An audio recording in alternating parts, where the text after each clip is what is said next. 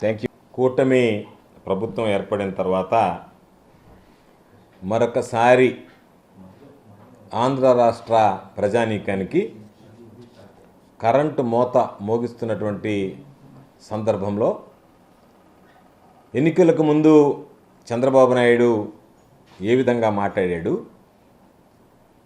విద్యుత్ రంగానికి సంబంధించి విద్యుత్ ఛార్జీలకు సంబంధించి ప్రజలకు ఎటువంటి హామీలు ఇచ్చాడు, ఈరోజు వాటన్నిటినీ తొంగలో తొక్కి ఏ విధంగా ప్రవర్తిస్తున్నాడు అనేటువంటిది ఒక్కసారి మనందరం మననం చేసుకోవాల్సినటువంటి సందర్భం.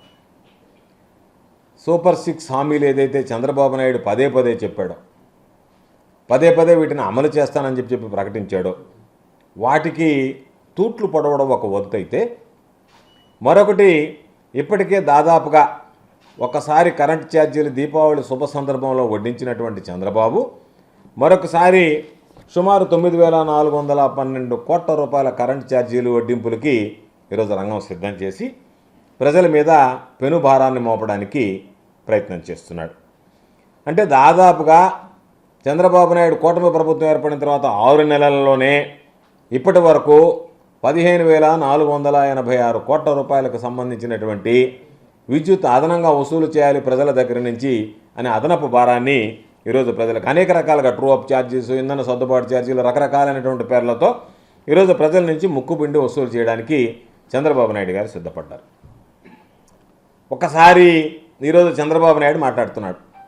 ఏమనంటే వైఎస్ఆర్ కాంగ్రెస్ పార్టీ ప్రభుత్వంలో తీసుకున్నటువంటి నిర్ణయాల వల్ల, వైఎస్ఆర్ కాంగ్రెస్ పార్టీ ప్రభుత్వంలో తీసుకున్నటువంటి అనేక కార్యక్రమాల వల్ల ఈరోజు ఈ విద్యుత్ ఛార్జీలు భారం పడుతుంది అని చెప్పాడు. చంద్రబాబు నాయుడు మాట్లాడేటువంటి ప్రతి మాట వైఎస్ఆర్ కాంగ్రెస్ పార్టీని, జగన్మోహన్ రెడ్డి గారిని తలుచుకుంటే తప్ప చంద్రబాబుకి, కూటమి పెద్దలకి నిద్ర పట్టేటువంటి పరిస్థితి లేదు. కాబట్టి మీరు చేసినటువంటి ప్రతి పొరపాటు, మీరు ప్రజలను మోసం చేయాలనుకున్నటువంటి ప్రతిసారి జగన్మోహన్ రెడ్డి గారి మీద ఆ నిందలు మోపడానికి మీరు సిద్ధపడడం, దానికి అనుకూలంగా కొంత పచ్చ మీడియా బాగా ఓదడం అనేటువంటిది ఆంధ్ర రాష్ట్రంలో పరిపాటిగా మారిపోయింది. వాస్తవం చెప్పాలి అంటే ఈరోజు వీటన్నిటికీ కారణం ఆంధ్ర రాష్ట్రం విద్యుత్ రంగం పెను సంక్షేమంలో కూరుకుపోవడానికి ప్రధాన కారకుడు చంద్రబాబు నాయుడు గారు. 2014 నుంచి 2019 వరకు చంద్రబాబు నాయుడు గారు తీసుకున్నటువంటి అనేక రకాలైనటువంటి నిర్ణయాలు ఆశపడి అవినీతికి పాల్పడుతూ ఒప్పందాలు, విద్యుత్ ఒప్పందాలు, పవర్ పర్చేజ్ అగ్రిమెంట్స్ చేసుకోవడం వల్ల ఈరోజు రాష్ట్రానికి ఇటువంటి దుస్థితి ఏర్పడింది. చంద్రబాబు నాయుడు చెప్పాడు, ప్రజలకు ఇచ్చినటువంటి హామీల్లో విద్యుత్ ఛార్జీలు పెంచపోను, ట్రూ అప్ ఛార్జీలు ఎత్తివేస్తానని చెప్పినటువంటి చంద్రబాబు విద్యుత్ రంగం మీద శ్వేతపత్రంలోనే పచ్చి అబద్ధాలు మాట్లాడుతూ ప్రజలను మోసం చేసేటువంటి కార్యక్రమానికి శ్రీకారం చుట్టాడు. కాబట్టి ప్రజలను మోసం చేయడంలో బ్రాండ్ అంబాసిడర్ ఎవరు అనంటే చంద్రబాబు నాయుడు పేరు మొట్టమొదటిగా మనందరం ఉచ్చరించాల్సినటువంటి పరిస్థితి. ఎన్నికల్లో ఇచ్చినటువంటి హామీలన్నింటినీ కూడా ఈరోజు విఫలమయ్యాడు. ప్రజలకు ఇచ్చినటువంటి హామీలు మోసం చేశాడు. అధికారం చేపట్టగానే ఈరోజు బాధుడు మొదలుపెట్టి చంద్రబాబు నాయుడు ప్రజల్ని బాధి వదిలిపెట్టేటువంటి పరిస్థితి ఏర్పడింది.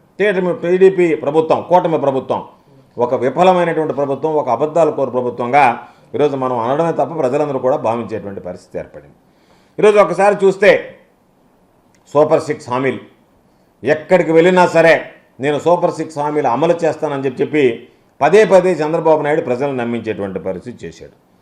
తన మార్క్ నయవంచనతో ముందుగా ఏ విధంగా గట్టిగా చెప్పాలి, ఏ విధంగా ఆకట్టుకోవాలనేటువంటి విద్యలో చంద్రబాబు నిష్ణాతుడు కాబట్టి ప్రజలకు రకరకాలుగా వాటిని మెదడులోకి చూపించి నేను ఖచ్చితంగా సూపర్ 6 హామీలు అమలు చేస్తానని చెప్పి ఈరోజు తన మార్కు నయవంచనతో ప్రజలకు ఇచ్చినటువంటి హామీలకి తూట్లు పొడుస్తూ ఈరోజు చంద్రబాబు నాయుడు గారు అదనంగా ఇచ్చినటువంటి హామీలను విస్మరించడమే కాకుండా అదనంగా వాళ్ళ మీద భారం మోపి ప్రజల నడ్డి విరిచేటువంటి పరిస్థితిని తీసుకురావడం జరిగింది.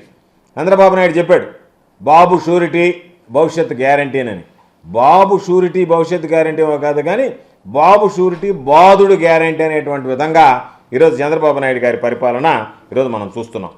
ఈరోజు అనేక సందర్భాల్లో చెప్పాడు, విద్యుత్ ఛార్జీలు పెంచము, ట్రూ అప్ ఛార్జీలు ఉన్నా కూడా ఎత్తివేస్తామని చెప్పి అనేక సందర్భాల్లో చెప్పినటువంటి చంద్రబాబు ఈరోజు మరలా తప్పనిసరి పరిస్థితుల్లో ఈరోజు ఏదో ఒక విధంగా ఎడాపెడా కరెంటు ఛార్జీలు పెంచుతూ వాటికి సంబంధించి ఆత్మస్తుతి పరనంద పేరుతో ఈరోజు వెయ్యక తప్పడం లేదు. ఇవన్నీ గత ప్రభుత్వాల వైఫల్యం అని చెప్పి వైఎస్ఆర్ కాంగ్రెస్ పార్టీ ప్రభుత్వం మీద మాపడానికి ఈరోజు ప్రయత్నం చేస్తున్నాడు. ఒక్కసారి మనం ఆలోచన చేస్తే ఈ ప్రభుత్వం వచ్చినటువంటి 5-6 మాసాల్లోనే 2 సార్లు ట్రూ అప్ ఛార్జీల పేరిట ప్రజల నుంచి అదనంగా డబ్బులు వసూలు చేయడానికి రంగం సిద్ధం చేసింది.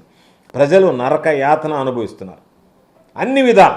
అన్ని విషయాల్లో మోసపోయామనేటువంటి బాధ, దానితో పాటు మోసపోయిన దానికన్నా సంపద సృష్టిస్తాను, మీకు పంచి పెడతానని చెప్పినటువంటి చంద్రబాబు ప్రజల సంపద ఆవిరైపోయేటువంటి విధంగా ఆయన పాపం ఈరోజు ఇస్తానన్నది ఈకపోగా అదనపు భారం వేసి వాళ్ళని అనేక రకాలుగా ఇబ్బందులు పాలు చేసి ప్రజల సంపద ఆవిరైపోతుంది. చంద్రబాబు నాయుడు సృష్టించినటువంటి సంపద, చంద్రబాబు తనకు తానుగా సంపద సృష్టిస్తున్నాడు తప్ప ప్రజలకు సంబంధించి ఎక్కడా కూడా సృష్టించేది లేదు, పంచేటువంటి విధానం ఎక్కడ లేదు.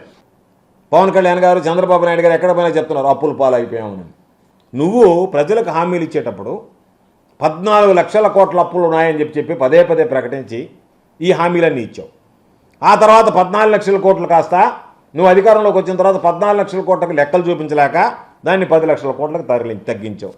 తీరా మొన్న అసెంబ్లీ బడ్జెట్ సమావేశంలో చూస్తే అది 6,48,00,000కి తగ్గిపోయింది. అంటే 6,50,00,000 కన్నా లోపల ఉండే అప్పులు అనేటువంటిది ప్రజలకు అర్థమైపోయింది.